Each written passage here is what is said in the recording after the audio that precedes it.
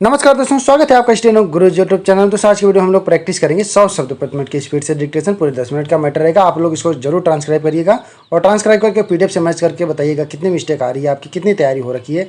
अगर आप SSC stenographer, RSM, SSB की तैयारी कर रहे हैं और आप बिहारी एसआई स्टेनो या आरआरबी की देने जा रहे हैं तो आपके लिए बेहद लाभकारी होगा। पीडीएफ इसका आपको मैं टेलीग्राम पर मिल जाएगा। टेलीग्राम का लिंक वीडियो के डिस्क्रिप्शन में दिया गया है। वीडियो पसंद आए तो वीडियो को लाइक कर देना और चैनल पर पहली बार हैं तो सब्सक्राइब करके नोटिफिकेशन बेल ऑन रखना, जिससे इंपॉर्टेंट वीडियो आपसे मिस ना हो। इसके अलावा दोस्तों, अगर आप डेली डिक्टेशन चाहते हैं तो आप चाहें तो हमारे चैनल का मेंबरशिप ले सकते हैं, हमारे पेड ग्रुप को ज्वाइन कर सकते हैं। अधिक जानकारी के लिए आप हमें मेल कर सकते हैं। हमारी मेल आईडी है studyforstenographer@gmail.com। तो ज़्यादा समय ना लेते हुए चलिए स्टार्ट करते हैं। रेडी? 5 second, start. यह निष्कर्ष कि उच्चतम न्यायालय अचानक सक्रिय हुआ है सच्चाई से दूर ले जाता है, क्योंकि न्यायालय कोई रातों रात सक्रिय होने वाली जगह नहीं है। श्री रेड्डी के समय से ही सामाजिक न्याय के अंतर्गत तकनीकी न्याय व्यवस्था को छोड़कर न्याय को किस तरह से सर्वसुलभ बनाया जाए इत्यादि मुद्दों पर उच्चतम न्यायालय सक्रिय हो उठा था। मैं उस समय गुवाहाटी उच्च न्यायालय में न्यायाधीश के पद पर था। अपने उस कार्यकाल के दौरान मुझसे कुछ कामगारों ने पत्र लिखकर शिकायत की थी कि उन्हें मजदूरी के दौरान महज 2 रुपये मिलते हैं। मैंने उन पत्रों को रिट याचिका बनाकर सरकार को यह आदेश दिया था कि मजदूरों को न्यूनतम 20 रुपये मजदूरी दी जाए। इसके बाद दूसरी पद्धति जो बाद में विकसित हुई थी, उसके बारे में श्री रेड्डी का कहना था कि हमें आंख खोलकर न्याय करना चाहिए।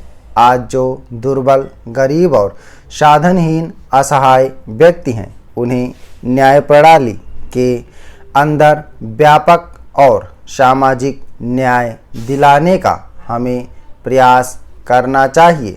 एक मजदूर अच्छा वकील कर पाने की स्थिति में नहीं होता है, उसके पास पर्याप्त आर्थिक साधन उपलब्ध नहीं है। ऐसे में उसे न्याय के अधिकार से वंचित नहीं किया जा सकता है। यह तभी संभव होगा जब उसे व्यापक न्याय के सिद्धांत के तहत लाया जाए। यहाँ यह कहना मुनासिब नहीं होगा कि न्यायिक व्यवस्था में आई सक्रियता से इस तरह की विचारधारा को मजबूती मिली है। वहीं इस सक्रियता के कारण जो कार्य व्यवस्थापिका और कार्यपालिका को करना चाहिए, वह कार्य न्यायपालिका को करना पड़ रहा है। अब सवाल है कि यह काम न्यायपालिका को करना चाहिए अथवा नहीं। न्यायपालिका का कार्य न्याय दिलाना है, ना कि कानून बनाना। कानून बनाने का कार्य विधायिका का है। उसका पालन करवाने का तथा पहले से बने कानून को लागू करवाने का कार्य न्यायपालिका का है। कभी कभी अति सक्रियता की वजह से न्यायिक सीमाओं का उल्लंघन हो जाता है। बाबरी मस्जिद के मुद्दे पर संविधान के अनुच्छेद 356 के तहत 4 राज्यों की सरकारें बर्खास्त की जा चुकी थी। जब यह मामला उच्चतम न्यायालय में पहुंचा तो उसने 4 राज्यों की सरकार को बर्खास्त करने का निर्णय उचित ठहराया, जबकि धर्मनिरपेक्षता के विषय में कुछ भी कहने से उसने इनकार कर दिया, जिससे न्यायिक संतुलन डांवाडोल होता नजर पाया। ऐसा नहीं कि यह सब जानबूझकर किया गया है, जबकि सच तो यह है कि ऐसा अनजाने में ही हुआ है। ऐसा लगता है कि 4 राज्यों की सरकारों की बर्खास्तगी के मामले में संबंधित विषय के हर बिंदु को न्याय के कांटे पर रखकर नहीं आंका गया और मामले को सामान्य नज़रिए से निपटा दिया गया, जबकि जनता को न्यायपालिका से इस तरह की अपेक्षा नहीं थी। महोदय, अभी मेरे मित्र ने पंजाब में राजनैतिक अस्थिरता बनी रहने का जिक्र किया था और मैं पंजाब की तरफ इशारा करते हुए कह रहा हूँ कि वहाँ बार बार राष्ट्रपति शासन लागू रहने के कारण भी समितियाँ अपना कार्य पूरा नहीं कर पा रही हैं। ये कार्य लोक लेखा समिति से संबंधित है। ये कार्य लोक उपक्रम समिति से संबंधित है। जहाँ तक मैं समझता हूँ, भारत के नियंत्रक महालेखा परीक्षक के ऑडिट प्रतिवेदनों का संबंध है, उसमें भी काम इकट्ठा हो गया है। पिछले रह गए कार्य को निपटाने के लिए एक ही विभाग उपक्रम से संबंधित विभिन्न वर्षों के ऑडिट पैरों के क्षैतिज परीक्षण करने की प्रणाली लागू की गई है, जिससे पीछे रह गए कार्यों को निपटाने में काफ़ी मदद मिली है। कई बार यह देखा गया है कि विभागों से संबंधित जानकारी बहुत लंबे समय तक नहीं भेजी जाती है। हालांकि इस संबंध में मेरा सचिवालय संबंधित विभाग से विभिन्न स्तर पर जानकारी मंगाने हेतु निरंतर लिखता रहा है। आमतौर पर मैंने यह देखा है कि सरकार के सचिव जानकारी के बारे में यह दलील देते हैं कि सूचना अधीनस्थ कार्यालयों जो राज्य के विभिन्न जिलों में फैले हुए पड़े हैं से जानकारी प्राप्त की जा रही है। उसे एकत्रित करने में समय लगता ही है। कोई ना कोई बहाना बनाकर सरकार के सचिव अपेक्षित सूचना भेजने के लिए अधिक समय की मांग करते रहते हैं। कई बार वहां से अधूरी जानकारी भेज दी जाती है, तो कभी बाकी जानकारी एकत्र करने के लिए और समय मांगा जाता है।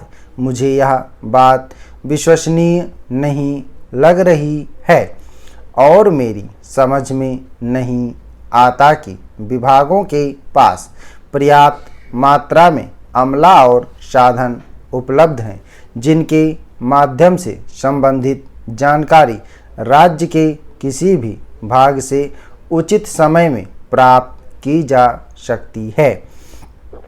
इन विभागों की इस प्रकार की प्रवृत्ति से केवल यही अनुमान लगाया जा सकता है कि विभागों में काम बहुत ही धीमी रफ्तार से किया जाता है। मैं चाहता हूं कि इस मामले की जांच पड़ताल के लिए सरकारी स्तर पर सचिवों को सतर्क रहने के सख्त आदेश दिए जाने चाहिए। यदि किसी समिति का कोई सभापति संबंधित विभाग के कामकाज से भली भांति परिचित है, तो वह विभागीय प्रतिनिधि से चतुराई के साथ कार्य ले सकता है और संबंधित जानकारी शीघ्रातिशीघ्र प्राप्त कर सकता है। ऐसा तभी संभव हो सकता है जब समितियों में निरंतरता बनी रहे और सभापति तथा उसके 2/3 सदस्य कम से कम 2 वर्षों के लिए कार्य करें और केवल 1/3 सदस्य ही प्रत्येक वर्ष बदले जाएं। हम चाहते हैं जहां तक संभव हो सके इस प्रथा को समाप्त किया जाना चाहिए जिसे हम आज अपना रहे हैं। आज जो बात मैं आपको बतलाने जा रहा हूँ वह आप भी जानते हैं कि लोकतंत्र में जनता द्वारा सरकार चुनी जाती है। सरकार बनने के बाद वह जनभावना को प्रतिबिंबित करने वाली होनी चाहिए, यथासंभव जन अपेक्षाओं को पूरी करने वाली होनी चाहिए। विश्व के सभी लोकतांत्रिक देशों में संसदीय प्रणाली का स्वरूप अपनी अपनी भावना और अपनी अपनी आवश्यकता के अनुरूप निर्धारित किया जाता रहा है, किंतु कार्यपालिका का विधायिका के प्रति और विधायिका का जनता के प्रति सामूहिक उत्तरदायित्व ही इस व्यवस्था का मौलिक सिद्धांत है। जहां एक तरफ प्रजातांत्रिक प्रणाली के साथ साथ संसद एवं विधानमंडलों का कार्यभार बढ़ने लगा और दूसरी तरफ विभिन्न कारणों से इस बढ़ते हुए कार्यभार को सदन के द्वारा निपटाना असंभव लगने लगा। इसलिए यह विचार किया गया कि क्यों ना सदन अपने सदस्यों से कुछ को प्रतिनिधि चुनकर ऐसी समिति का गठन करे जो किसी भी विषय पर विस्तृत विचार कर उसके निष्कर्षों से सदन को अवगत कराती रहे। स्टाफ। ओके दोस्तों, आप लोग इसको प्रैक्टिस करिए। सभी लोग मैटर को प्रैक्टिस करेंगे और ट्रांसक्राइब करनी, कम से कम एक मैटर आपको डेली ट्रांसक्राइब करना है। जब तक आप ट्रांसक्राइब नहीं करेंगे तब तक आपको स्पीड और एक्यूरेसी पता नहीं चलेगी। ठीक है, 100 शब्द प्रति मिनट की स्पीड से है।